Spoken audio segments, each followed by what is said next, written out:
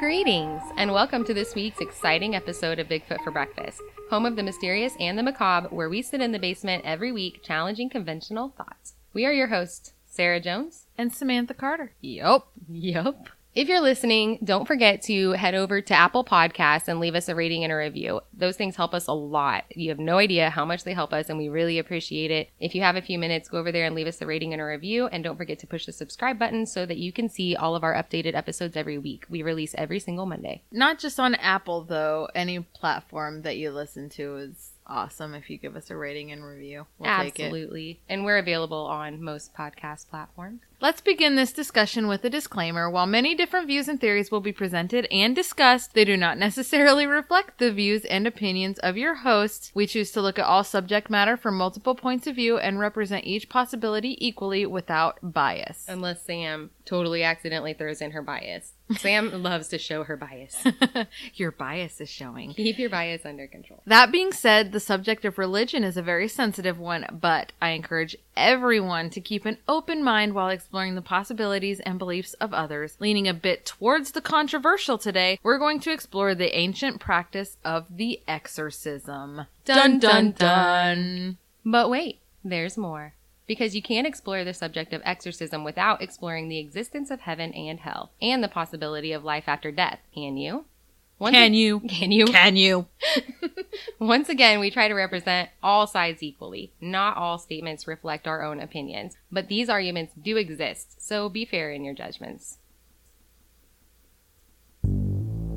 Hey, do you like politics, conspiracy, current events, and just plain whimsical nonsense? These topics and more can be found on the Question Everything Guys podcast. A weekly episode podcast available on iTunes, Spotify, Spreaker, Stitcher, Google Podcast, and various other podcast hosting platforms. No topic is ever too serious. None of the jokes are politically correct, and all of the questions come with minimal answers. Huh? What? Come join your host, Lanny B. Sean. The Mick on the Question Everything Guys podcast. Let's go. I'm going to go out my favorite quote as it applies beautifully to this episode. There is something pagan in me that I cannot shake off. In short, I deny nothing and question everything. Lord Byron. So with that, let's lead off with another quote from Merriam-Webster. You're just full of quotes today. Exorcism is defined as the act of driving out or warding off demons or evil spirits from persons, places, or things which are believed to be possessed or infested by them or are liable to become victims or instruments of their malice. Demonology is the study of demons or beliefs about demons, especially the methods used to summon and control them. There's been evidence indicating the practice of exorcism from very early in recorded history. Accounts from ancient Persia dating back to around 600 BC offer evidence of exorcism using prayer, ritual, and holy water by the religious leader Zoroaster, who was considered to be the first magician, and who founded the religion Zoroastrianism. Fun fact, Zoroastrianism is a religion followed by the legendary Farrokh Bulsara, also known as Freddie Mercury. In ancient Mesopotamia, illness was believed to be the work of spirits entering and attaching to a person's body. The use of incantations and prayers to the gods, as well as direct challenges to demons, are indicated in Assyrian tablets. Demons were believed to inflict every type of disease, both physical and psychological. Ancient Babylonian priests performed rituals by destroying clay or wax images of a demon, according to an article for Ancient Origins written by researcher Joanna Gillen. Gillen? Gillon. Is Gillon. it fancy? Gillon? No, it's Gillen. What's that got to do with the price of tea in China? When in Rome. What? Oh yeah, back then you couldn't go to the emergency room and demand amoxicillin for your demon like you do for your virus. Sorry. Tell Joanna Gillen we want no amoxicillin. What? That was good. That was Did stupid. you just come up with that on your own? Why am I like this? I love that. Okay. In ancient Hindu texts, the Vedas, which were composed around 1000 BC, make reference toward evil beings that interfere in the work of Hindu gods, and there are many references to Jesus performing exorcisms. In one story, well known in Christianity, Jesus encountered a madman and commanded that the foul spirits leave him. The spirits then entered into a herd of pigs, which ran over a cliff and drowned in the waters below. I bet that was a sight to see. So, although we would typically associate the practice with the Catholic Church... Okay. That's heat.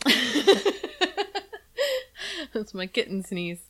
So, although we would typically associate the practice with the Catholic Church, ritual exorcisms are a worldwide, multicultural phenomenon dating back thousands of years to many different cultures. They are definitely not exclusive to Catholicism. That being said, there is plenty of controversy and skepticism surrounding the practice of exorcism. There's a lot of isms in this sentence. Or even the existence-ism of evil spirits or demons, as well as the concept of religion in general. Dun dun dun. Again? Our modern understanding of mental illness and or medical diagnoses, including seizure disorders, have allowed the successful treatment of many patients who may have historically been classified as demonically possessed. Oh. There are...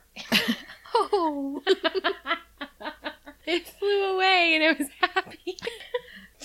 I try not to make assumptions about the mental state of the flies. Oh, it made me happy, I guess. There are, however, many accounts of demonic possession that would not necessarily fit within the confines of a standard medical diagnosis. These are the cases that we want to explore. In early January 1949, a 13-year-old boy believed to be named Ronald, but most commonly referred to pseudonymously. Pseudonymously? Is that it? Pseudonymously. Are you sure? Like, yes, with using a pseudonym. I've never used that word. Commonly referred to pseudonymously as Roland Doe or Robbie Mannheim, among other names. He began to experience strange things. Reportedly, these occurrences began after the death of his aunt, who was considered a spiritualist and had taught him many things, including how to use a Ouija board. Ronald began hearing scratching sounds coming from the floors and walls of his room. Water dripped inexplicably from pipes and walls, and the mattress on his bed was reported to move suddenly on its own. Ronald's family, obviously disturbed by everything that had been happening, sought the help of every expert that they knew, including doctors, psychiatrists, and their local Lutheran minister, but they were no help. In February of 1949, Father E. Albert Hughes, a local Catholic priest, asked his superiors permission to perform an exorcism on the boy.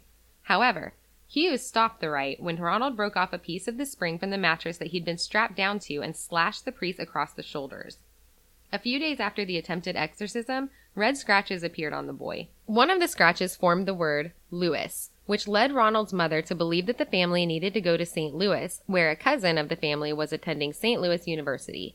It was this relative who put the family in touch with Father Walter H. Halloran and Reverend William Bodern. After consulting with the university's president, these two Jesuits agreed to perform an exorcism on young Ronald with the help of several assistants. In early March of 1949, they gathered at a residence on Roanoke Drive. Dun dun dun. Coincidence? Where the exorcist witnessed scratching on the boy's body and the mattress moving violently. The same types of things that had happened in Maryland when the first exorcism failed. According to their reports, Bodern and Halloran noticed a pattern in Ronald's behavior. He was calm and normal during the day, but at night, after settling in for bed, he would exhibit strange behavior, including screaming and wild outbursts. Sounds like my kids. Right?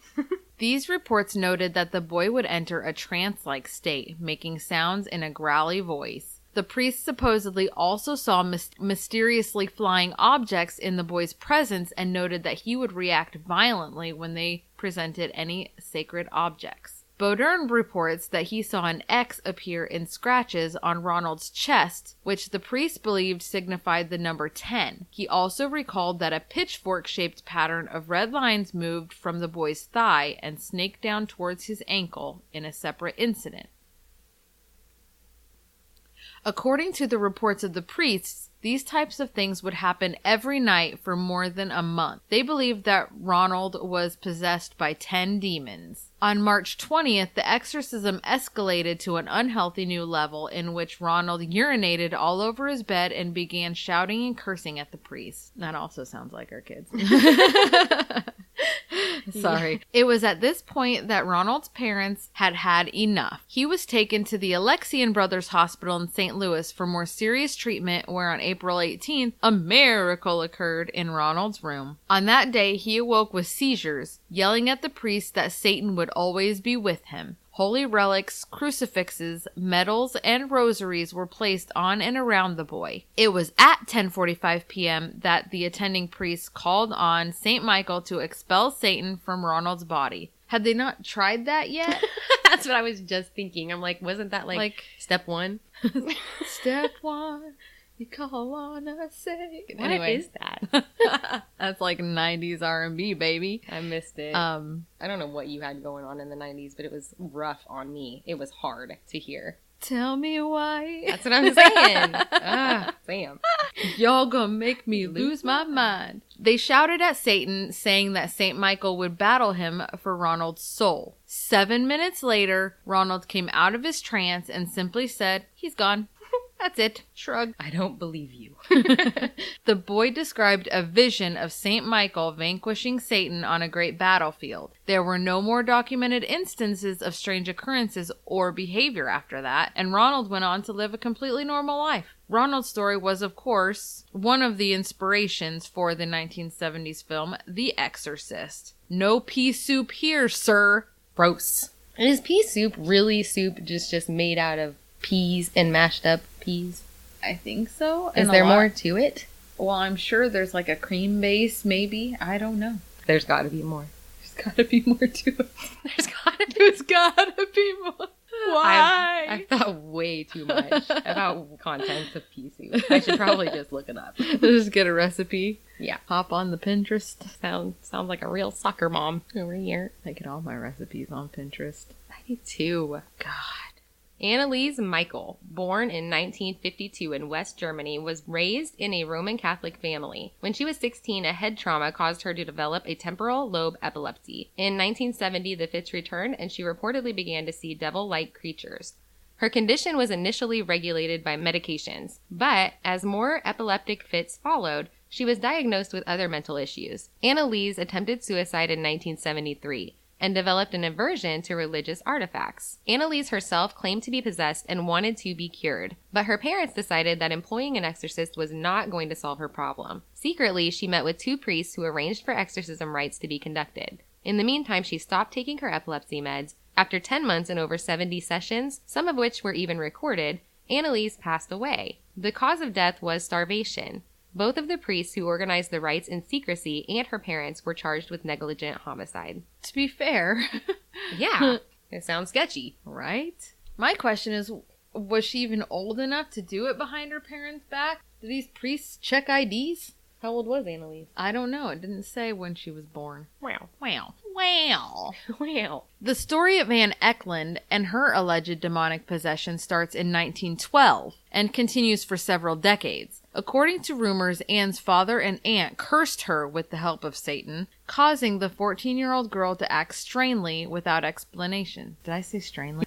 I was going to stop you. Strangely. Causing the 14-year-old girl to act strangely without explanation. Even though, well, I'd say cursing is a pretty serious explanation, don't you? Yeah.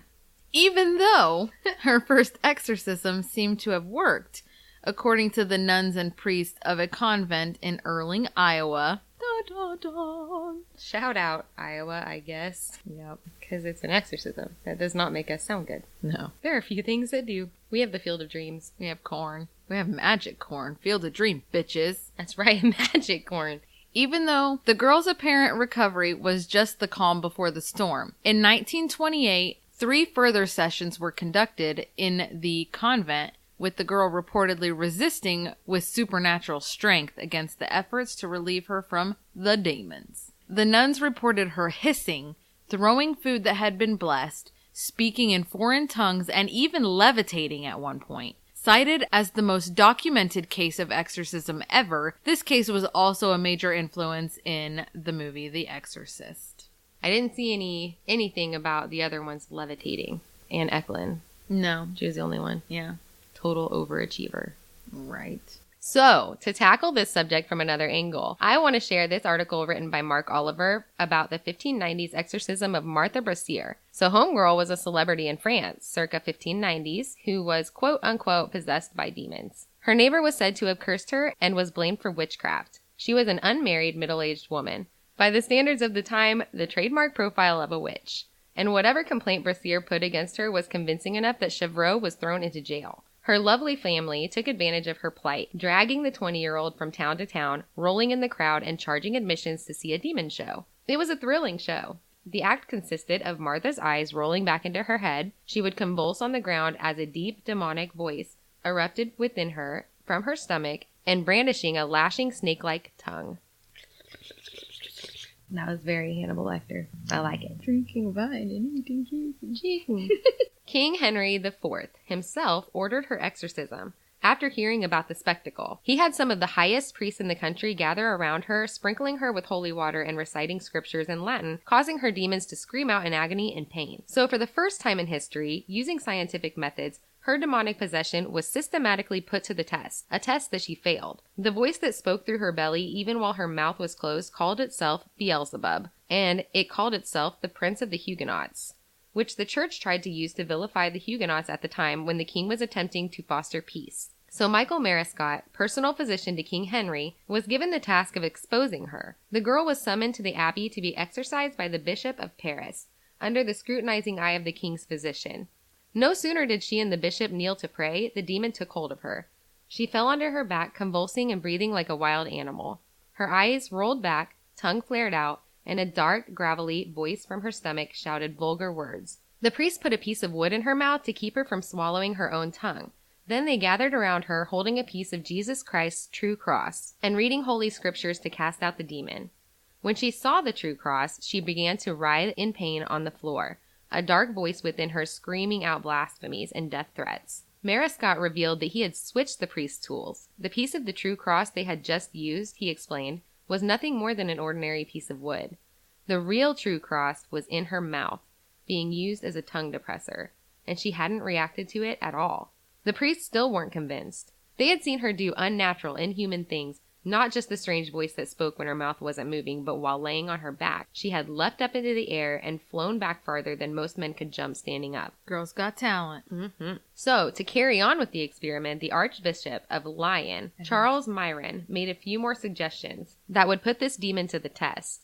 They began secretly serving her nothing but holy water to drink, and then filled the holy water vessel with ordinary water and sprinkled it on her, screaming in agony. She had not, however, reacted at all to the drinking holy water for almost a week. Every part of Myron's scheme worked. When they held up a piece of iron and pretended it was from Jesus Christ's true cross, Brasier broke into convulsions. When he read her Virgil's Aeneid in Latin, pretending it was the Bible, she threw herself onto the ground.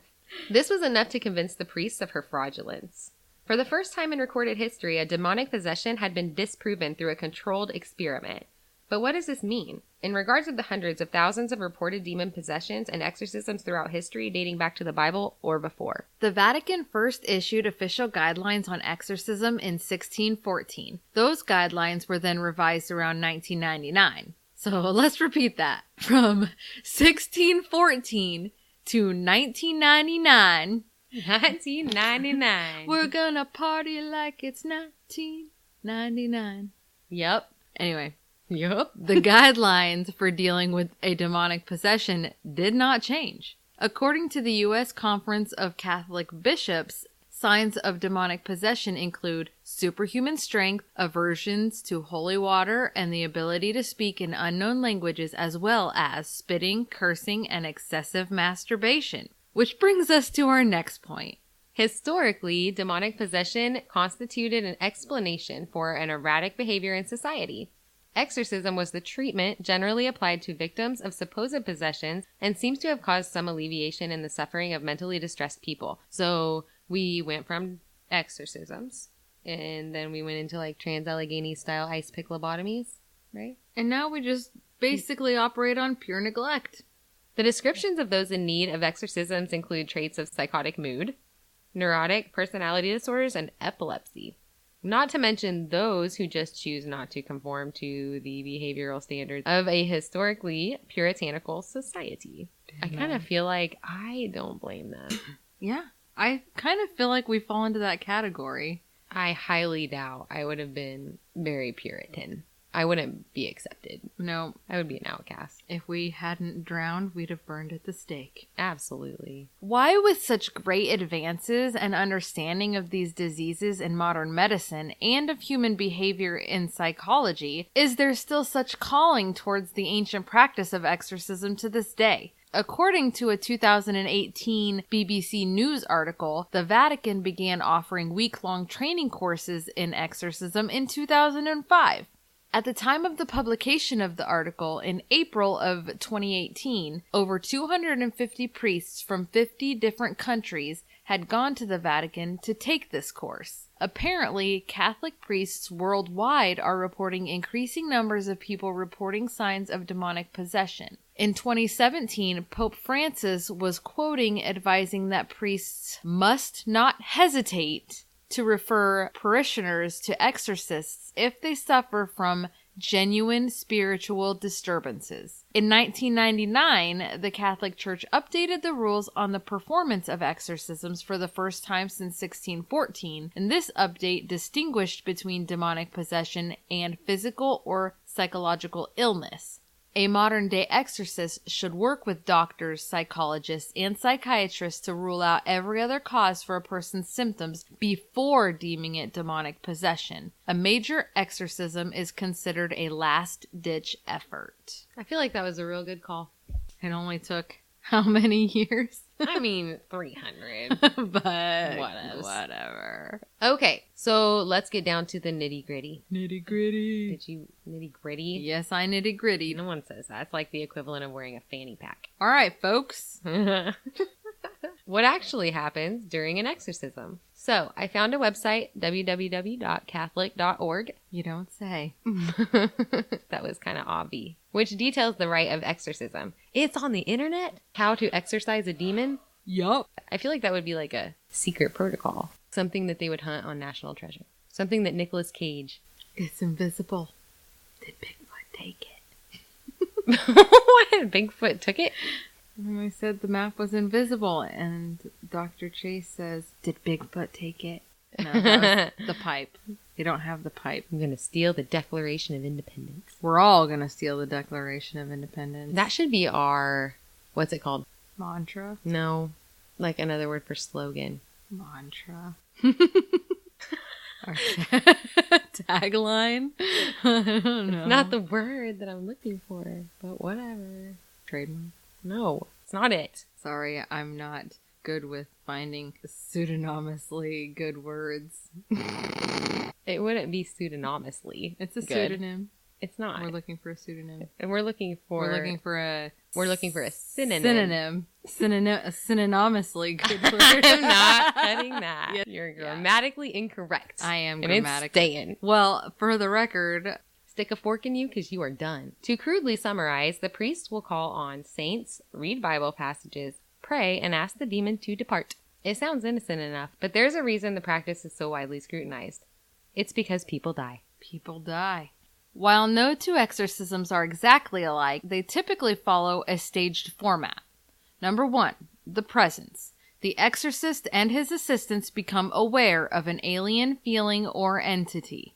I'm not saying it's aliens. I was just going to say the same thing. Like, I went to go say it, and you said it. That's hilarious. We think so much. Great minds. Number 2 is the pretense, which is attempts by the evil spirit to appear and act as the victim, to be seen as that person. The exorcist's first job is to break this pretense to find out who the demon really is, because naming the demon is the most important first step. The break point, or the moment in which the demon's pretense finally collapses, a scene of extreme panic and confusion accompanied by a crescendo of abuse, horrible sights, noises, and smells. The demon begins to speak of the possessed victim in the third person. Oh, I so want to make some quotes right now. Do it. I can't. Number 4, the voice. This is the voice! I don't think it sounds like that. Probably not. Also a sign of the break point. I don't know why that made me laugh so bad. The voice is inordinately disturbing and humanly distressing babble, and the voices must be silenced for the exorcism to proceed. So you need duct tape? I don't know how they work that out. Get the holy duct tape. I've always found that you catch more flies with honey than vinegar, so probably some politeness. So demons aren't flies. The clash. As the voice dies out, there is a tremendous pressure both spiritual and physical. The demon has collided with the will of the kingdom. The exorcist, locked in battle with the demon, urges the entity to reveal more information about itself as the exorcist's holy will begins to dominate. As mentioned above, there is a direct link between the entity and place, as each spirit wants a place to be. For such spirits, habitation of a living victim is preferable to hell. And then the expulsion in a supreme triumph of God's will. The spirit leaves in the name of Jesus. No. Sure as God's got sandals. Sure as God's got sandals. The spirit leaves in the name of Jesus and the victim is reclaimed. All present feel the presence dissipating, sometimes with receding noises or voices. I'm melting. Oh, what a world. The victim may remember the ordeal or may have no idea what has happened. Seeing as how it's such a risky and dangerous process, why are they still done? Because people believe that they work. So, in order to address that the effectiveness of an exorcism is real, we will have to consider that demons or evil spirits capable of possessing a human being are real. So let's go there. So the word demon itself is derived from the Greek daemon, which is a much broader and more difficult to define concept than the hell-born tormentors that demons are typically seen as today. Demons are, for lack of a better term, spirits. They can act as malicious demons, guardian angels, creative muses, or even just animating principles. In fact, the last role is probably the best way to see them. Entities outside of ourselves that can have a profound impact on the people that they interact with through their embodiment of larger ideals. In the hierarchy of evil, according to many occult texts, each demon has a name and a specific job or purpose. In medieval times, people carried out rites of protection as it was believed that every individual was stalked by demons, who waited for a moment of weakness in order to strike. In the hierarchy of evil, according to many occult texts, each demon has a name and a specific job or purpose. In medieval times, people carried out rites of protection as it was believed that every individual was stalked by demons, and they waited for the moment of weakness in order to strike. Demonologists have compiled large volumes including names and functions of each demon from the infernal hierarchy. These ranged from Satan, the ruler of all demons, down to Ukobach, the demon whose job was taking care of the infernal flame. I wish I had a job like that was my job title. I mean, RN is kind of cool, but keeper of the infernal flame. Grandma wouldn't like that. Sorry, Grandma. She would be upset. It has been argued that demons are fallen angels. An opposing view takes the stance that it is the spirits of wicked dead men that enter into men that are alive, and unless they can obtain some help to fight these spirits, they are killed by them. I want to bring up an interesting article I found in the Washington Post, dated 2016, I throwed up. What? You got a purty mouth. Written by Richard Gallagher, who is a board-certified psychiatrist and was at the time a professor of clinical psychiatry at the New York Medical College. I'm unsure if he is or isn't still. So in the article, he discusses at length his experiences with possessed individuals as a clinician. I'm going to direct quote here. I believe I've seen the real thing. Assaults upon individuals are classified either as demonic possessions or as the slightly more common but less intense attacks, usually called oppressions. A possessed individual may suddenly, in a type of trance, voice statements of astonishing venom and a contempt for religion, while understanding and speaking various foreign languages previously unknown to them. The subject might also exhibit enormous strength or even the extraordinarily rare phenomenon of levitation. I have not witnessed a levitation myself, but a half a dozen people I work with vow that they have seen it in the course of their exorcism. He or she might demonstrate hidden knowledge of all sorts of things, like how a stranger's loved ones died, what secret sins she has committed, or even where people are at a given moment. These are skills that cannot be explained except by special psychic or preternatural ability. I have personally encountered these rationally inexplicable features along with other paranormal phenomena. Unquote. End quote. So how do we separate the real from the fake? How do you determine if a person is truly possessed by a demon? Without that certainty, how do you truly know that an exorcism is needed or effective? Could it all just be the power of suggestion? Is it just a powerful form of psychology? Exorcisms are typically performed on those who have strong religious foundations. The key being the presence of unquestioning, undoubted faith. If you absolutely believe that you are possessed, and you believe with the same unwavering faith that an exorcism will cure you, then it truly might. Bear with us and follow us down this rabbit hole for a moment. Let's talk about the placebo effect, which is defined as a phenomenon in which people experience a benefit after the administration of a placebo. For those unfamiliar with the term or concept, a placebo is anything that seems to be a real medical treatment. It's a gazebo! But it isn't. It isn't either one of those things. It could be a pill, a shot, or some other type of fake treatment. The element that all placebos have in common is that they do not contain an active substance meant to affect health. The response to this treatment either can be positive or negative. For instance, the person's symptoms may improve, or the person may have what appears to be side effects from the treatment. Studies have shown placebos affecting conditions like depression, pain, sleep disorders, irritable bowel syndrome, and even menopause. Research on the placebo effect has focused on the relationship of mind and body.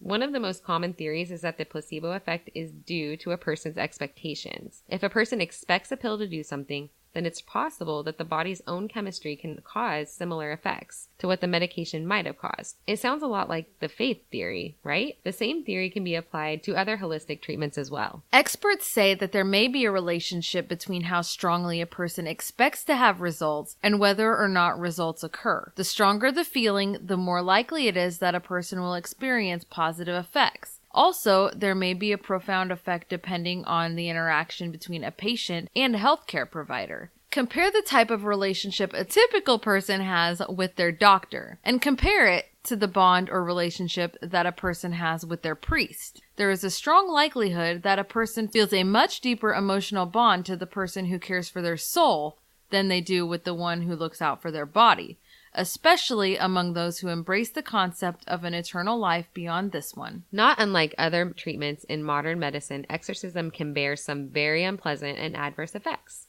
the most serious of which being death. If you read the label on almost any prescription or OTC. On almost.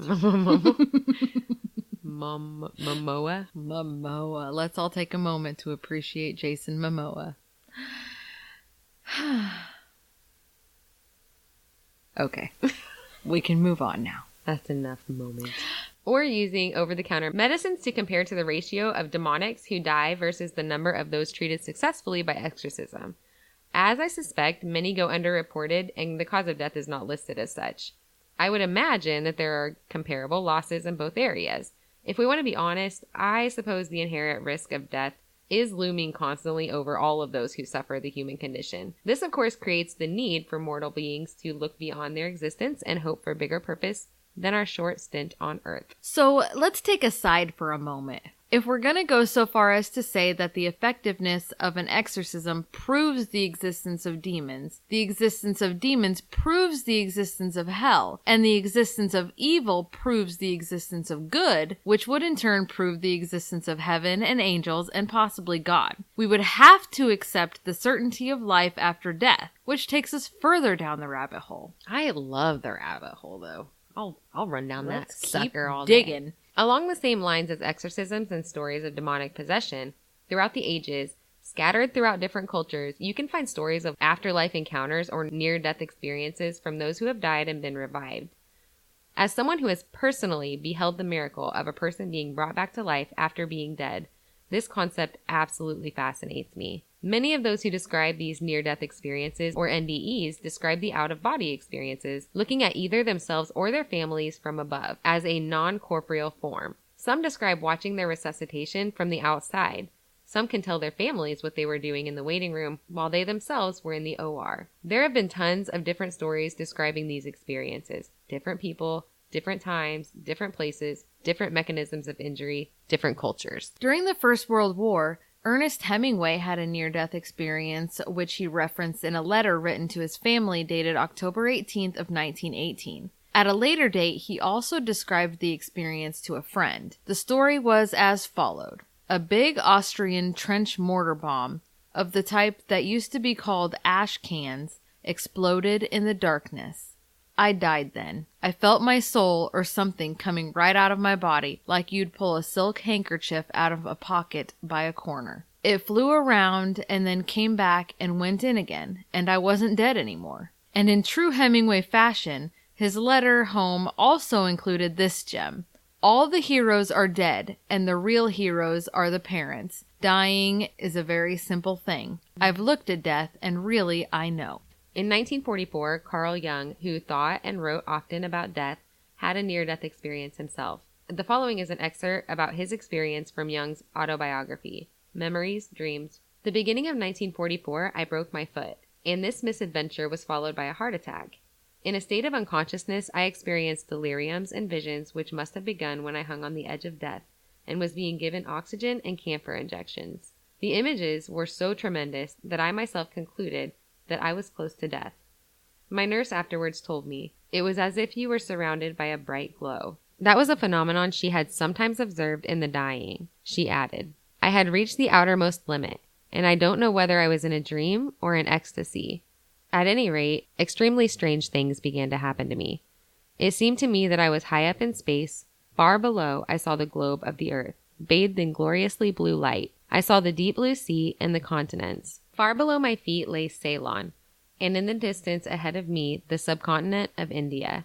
My field of vision did not include the whole earth, but its global shape was plainly distinguishable, and its outlines shone with a silvery gleam through that wonderful blue light. In many places the globe seemed colored, or spotted dark green like oxidized silver. Far away to the left lay a broad expanse, the reddish-yellow desert of Arabia. It was as though the silver of the earth had there assumed a reddish-gold hue. Then came the Red Sea, and far, far back, as if in the upper left of a map, I could just make out a bit of the Mediterranean. My gaze was directed chiefly towards that. Everything else appeared indistinct. I could also see the snow-covered Himalayas, but in that direction it was foggy or cloudy. I did not look to the right at all. I knew that I was on the point of departing from Earth. Later, I discovered how high in space one would have to be to have such an extensive view, approximately 1,000 miles. The sight of the Earth from its height was the most glorious thing I had ever seen. This experience gave me a feeling of extreme poverty, but at the same time, of great fullness. There was no longer anything that I wanted or desired. I existed in objective form. I was what I had been and lived. At first, the sense of annihilation predominated, of having been stripped or pillaged, but suddenly that became of no consequence. We shy away from the word eternal, but I can describe the experience only as the ecstasy of a non-temporal state at which present, past, and future are one. Jung contemplates that we are incapable of completely understanding death. It's the greatest human mystery. Death, he writes, is so far beyond our intellectual comprehension, it requires that we engage our souls. It demands a leap of faith. It challenges us to lay claim to something unknown and unknowable. It asks us to live into the great adventure ahead of us. So let's get back to the subject at hand before we wander too far off topic. I want to deviate from the human experience of possession and exorcism and go directly to the source, demons. We discussed the definition of demonology early on, so it's a study of demons. But what exactly does that entail? I believe that most people have an understanding of the general concept of a demon as the personification of evil, but let's go into a little more detail. The best place to start is the beginning, so let's talk origin. In Christianity, the most widely believed tale of origin is that of the fallen angels. Of this, there are a couple different versions. The first of which alludes to a group of angels led by Azazel who lusted after mortal women, thus defiled themselves by mating with them. This, of course, led to the production of offspring, also referred to as Nephilim, which may or may not have been ill-tempered giants. It was not only the angels who suffered for this act, but also humanity, which suffered great corruption. This, of course, angered God, who cast them out of heaven. The second version of this illustrious tale, the more commonly referenced, of course, being the attempted overthrow of God by Lucifer during the time of creation, who of course failed and became an adversary of God, cast out of heaven and into hell, along with those who followed him in his rebellion. Then, in an act of contempt, he corrupted Adam and Eve. These, of course, are very crude summaries. So who then are these demons, you ask? Well, coincidentally, during the exorcism of a nun in the early 1600s, a man, Sebastian Michaelis, was given a specific classification of the types of demons by the demon Berith. The system of classification seems much the same as a classification used by the angels in heaven. With this information, Sebastian wrote Admirable History in 1613. So his classification system goes like this. The first hierarchy, which is the princes of fallen angels. The second hierarchy, who are the demons of powers, dominions, and virtues. And the third hierarchy, the demon of principalities, archangels, and angels. Of course, there are multiple different systems of classification offered up by different individuals. In any text related to demonology and possession, the suggestion is made that a person cannot be possessed without giving, even in the smallest form, permission. This would include feelings of guilt over the past sins. That pretty much leaves the window open a crack in just about every human in existence, wouldn't you agree? Let's deviate to the other side here and discuss afflictions from the opposite end of the spectrum, the stigmata. You may recall everyone's favorite Patricia Arquette movie from the 90s. What the stigmata is the spontaneous manifestations of the wounds inflicted upon Jesus during the crucifixion. This is a reportedly rare phenomenon which is experienced only by those who have lived a life of heroic virtue, according to an article from the CERC written by Father William Saunders. In this article, Father Saunders specifies these wounds may be visible or invisible and may be permanent or periodic. A person may receive one or many of these specific wounds. St. Francis of Assisi was the first reported stigmatic in the year 1224. Historically, the majority of stigmatics are women, with a total of 353 women compared to a mere 54 men. Why do you think this is? Anyway, there are a significant number of fraudulent stigmata cases out there, and according to a Smithsonian article by Mike Dash, the modern-day Catholic Church seems to take a cautious approach in relation to the subject, acknowledging that miracles can happen, but not necessarily acknowledging that the affliction of stigmatics in history is genuine. So why do you think it is? Why do you think more women? Because we ate the apple? I don't know if it's because of that or if women throughout history have felt less in control and are less able to make decisions. They rely more heavily on their faith, perhaps. Okay. Or because we women are more prone to hysterics and faking things for attention. That's a good theory. That's two equally presented theories, none of which necessarily we don't agree to represent anything. My view on women. We deny nothing. So, from a skeptic's point of view, if the reality is that these are powerful beings on both sides of good and evil, it does seem quite egotistical of us to assume that their existence would revolve almost entirely around the subtle influencing or possessing mortal beings such as a human or animal. Let's discuss also the possibility that the entire concept of hell and Satan and demons is just a man-made construct to justify or explain away bad behavior or illness, that God and heaven are man-made constructs to help give people hope for something better, or a device to control the behavior of the populace by those who are in charge and keep them under their thumb. There is no denying, no matter whose perspective you look at it from, the largest bodies influencing laws, which keep the general public under control, is religion. Be it Christianity, the Catholic Church, Islam, or whichever, and these belief systems keep us constantly at war in one way or another. One could argue that the concept of religion itself was a construct of evil to keep humans in a state of war, unrest, and sin. If in fact good and evil, heaven and hell truly do exist, not to mention, if these forces are so powerful, how is it that corporeal beings such as us would be able to harness that power to cast them out or invoke them at will? This has been this week's episode of Bigfoot for Breakfast. Thank you for joining us, and if you get some time, go in and push subscribe on whichever podcast platform you're listening from. And if you feel so compelled, get it? I compel you. The power of Bigfoot compels you to go in and rate us on iTunes and leave a comment, as it really does help people find the podcast and it helps us get the word out there a little bit. If you are feeling extremely generous, tell a friend or your mom or a babysitter. Any of the above would be absolutely fabulous. Tell your priest. Until next time, peace. Don't drop that dun dun dun. I don't even know what that means. Two priests walk into If Mary had Jesus and Jesus is the Lamb of God, does that mean that Mary had a little lamb? A nun and a priest were crossing the Sahara Desert on a camel. On the third day out, the camel suddenly dropped dead without warning. After dusting themselves off, the nun and the priest surveyed their situation. After a long period of silence, the priest spoke. "Well, sister, this looks pretty grim." "I know, Father. In fact, I don't think that we can likely survive more than a day or two. Sister, since we are likely—" Never mind, abort, abort, abort! Until next time, by the power of Phil Collins, I rebuke you.